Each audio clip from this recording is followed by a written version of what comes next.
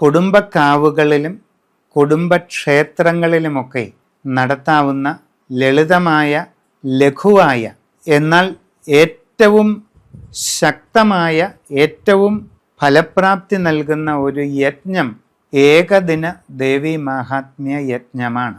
ദേവീ മാഹാത്മ്യത്തിലെ അതിൻ്റെ പ്രാഥമിക അംഗങ്ങളായ ദേവീ കവചം, അർഗളാസ്തോത്രം, കീലക സ്തോത്രം ഇവയെല്ലാം വിധിപ്രകാരം പാരായണം ചെയ്ത് തുടങ്ങുക. ആരംഭത്തിൽ ക്ഷേത്ര സംബന്ധമായിട്ട് ഗണപതി ഹോമമോ അതുപോലെയുള്ള കാര്യങ്ങൾ ആവശ്യമുള്ളവർ അത് നടപ്പിലാക്കുക.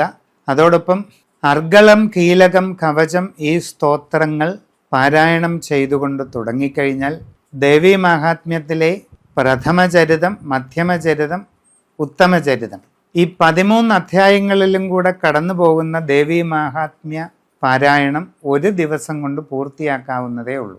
ഇങ്ങനെ സന്ധ്യയ്ക്ക് മുമ്പായി ദേവീ മാഹാത്മ്യ പാരായണം സമ്പൂർണമാക്കി തീർത്ത് അതിൻ്റെ പൂജാവിധാനം സമർപ്പണവും ചെയ്ത് അത് യജ്ഞസമർപ്പണം നിർവഹിച്ച് മുഖിയാക്കുന്നത് വളരെ വിശേഷപ്പെട്ട എന്നാൽ ലളിതമായ അത്ഭുത ഫലം നൽകുന്ന ഒരു പ്രത്യേക യജ്ഞമാണ്.